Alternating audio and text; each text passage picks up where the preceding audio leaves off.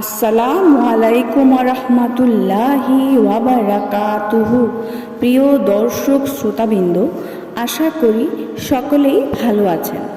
আজ আমরা এমন তিনটি রোগ সম্পর্কে জানব যে তিনটি রোগ জান্নাতে যাওয়ার পথ সুগম করে দেয়।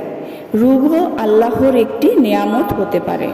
কি বিশ্বাস হচ্ছে না? তবে এইবার বিশ্বাস হবে। এমন তিনটি রোগ আছে যা মুমিন মুসলমানদেরকে আক্রান্ত করলে তারা জান্নাতে যাওয়ার পথ সুগম হবে, অর্থাৎ সে যে জান্নাতি তা বোঝা যাবে। আমরা বিভিন্ন রোগে আক্রান্ত হয়ে যাই। অনেক সময় সেই সকল রোগের কারণে আমাদের শারীরিক মানসিক শান্তি চলে যায়, রাতের পর রাত ঘুম হারাম হয়ে যায়। কিন্তু সুসংবাদ হলো সেই সকল মুমিন মুসলমানদের জন্য, কারণ মুমিন ব্যক্তির রোগ হলো তার গুনাহের কাফারা। এই রোগ হতে পারে মুমিন ব্যক্তির ক্ষমার উসিলা। রাসূল সাল্লাল্লাহু আলাইহি ওয়াসাল্লাম বলেছেন, যে ব্যক্তি অসুস্থ অবস্থায় ধৈর্য ও সহিষ্ণুতার সঙ্গে একটি রাত অতিবাহিত করবে, আল্লাহ তাআলা তাকে সদ্যজাত শিশুর ন্যায় নিষ্পাপ করে দিবেন। আর তাই আমাদের উচিত রোগে আক্রান্ত হলে ধৈর্য না হারানো, বরং আল্লাহর উপর বিশ্বাস রাখা। আল্লাহ ধৈর্যশীলদের উপর প্রতিদান দেন। এই জন্য মুমিনের উচিত কোনো বিপদ আপদে পড়লে তাতে ধৈর্য ধারণ করা এবং আল্লাহর কাছে সাহায্য চাওয়া। রাসূল সাল্লাল্লাহু আলাইহি ওয়াসাল্লাম আরও বলেছেন, জাহান্নামী লোক দেখার যাদের ইচ্ছা আছে তাদেরকে বলো, যার কোনোদিন রোগ হয়নি তাকে যেন দেখে নেয়।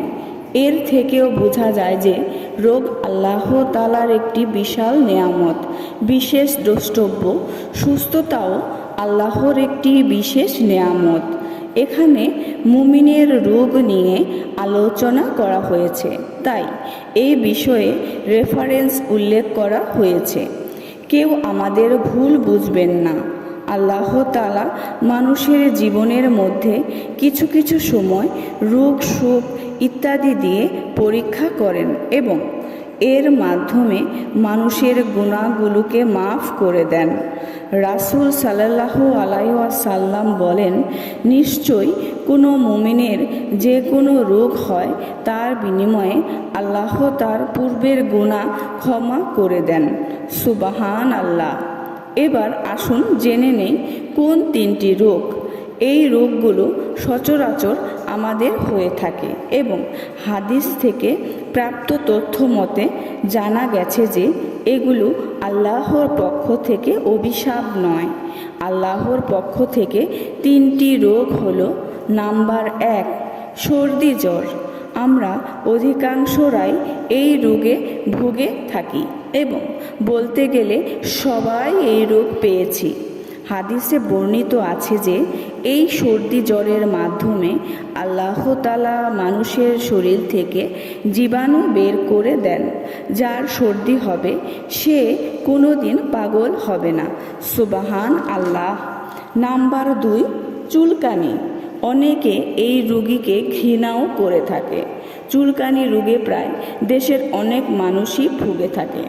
বিশেষজ্ঞরা বলেছেন, ধুলাবালির পলিউশন থেকে এই রোগ হয়।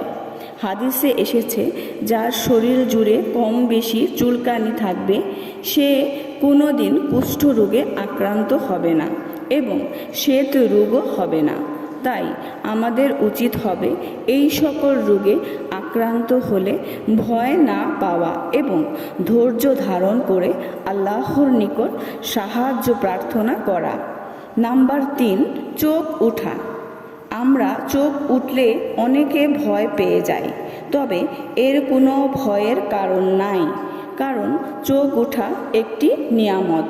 হাদিস অনুযায়ী যার চোখ ওঠা রোগ হয় সে কোনোদিনও অন্ধ হবে না। সুবহান আল্লাহ। তাই আমাদের বিচলিত হওয়া বা ভয়ের কোনো কারণ নাই। এই রোগে যদি আমরা আক্রান্ত হই তবে নিশ্চিন্ত থাকতে হবে এবং ধৈর্য ধারণ করে আল্লাহ তাআলার কাছে প্রার্থনা করতে হবে। আল্লাহ তাআলা আমাদের সকলকে দ্বীনের বুঝ দান করুন। আমিন।